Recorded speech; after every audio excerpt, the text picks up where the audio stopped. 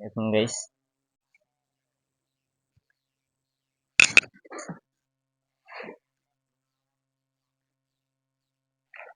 এই দেখুন মানে আদারটা দিতে দেরি মাছ এখানে চলে আসছে। হ্যালো গাইস, তো আপনাদের মাঝে আবারও চলে আসলাম নতুন আরেকটা ভিডিও নিয়ে। তো আমি আসলাম আমার সেই ছোট্ট পুজোতে। তো এই পুজোতে এখন মাছের আহ, আদার খাওয়ার সময় হয়ে গেছে, তাই আজকে আমি আদার দিতে চলে আসলাম। তো ওই যে মাছে আদার খাওয়ার জন্য আপনার কিরকম কথা আছে সেটা আপনাদেরকে আমি দেখাই, এই একটু জুম করে।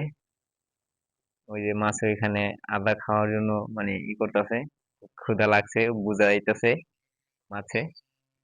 তো আদার খাওয়ার জন্য যেদিক ওদিক যাওয়া আসা করতেছে, আর উপরে ভাইসা উঠতেছে, আবার ডুবে যেতেছে।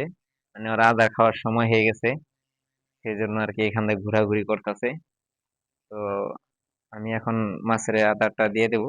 তো আমি আদারটা নিয়ে আসি, আদারটা আবার ঘরে রাখা থাকে, তো ওইখান থেকে এনে তারপর দিয়ে দিতে হয়।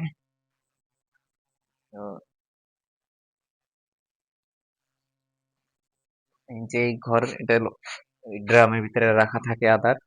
আর এই যে এটা হচ্ছে বালতি।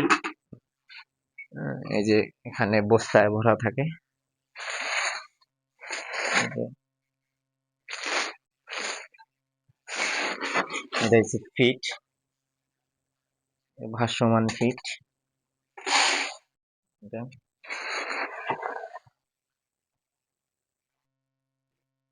ঘরটার ভিতরে কোনো বাতি নেই, পুরো অন্ধকার, তাই পুরোপুরি ক্লিয়ার হয় না।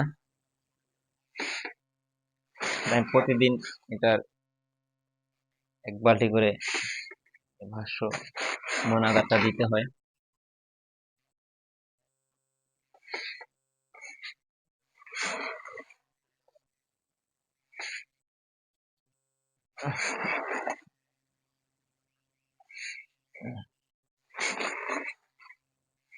এই পরিমাণ আদার দিতে হয় প্রতিদিন।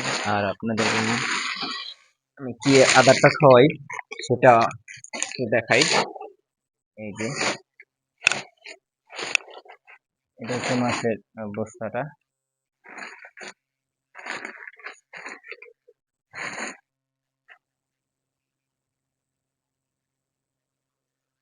এই এই আদারটা আমি প্রতিদিন 1 বালতি করে মেরে দেই।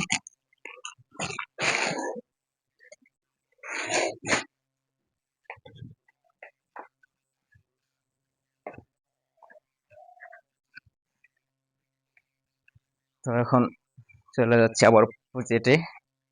তো প্রজেক্টে যাই আমি এখন আদারটা দিয়ে দিব।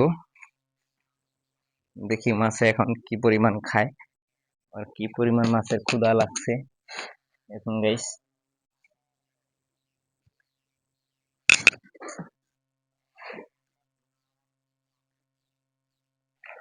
এই দেখুন মানে আদারটা দিতে দেরি মাছ এখানে চলে আসছে আদার খাওয়ার জন্য। মানে মানে এতটাই দূরত্ব চলে আসলো, মানে আমার আদার ফালাইতে দেরি, মানে তার আসতে দেরি নেই।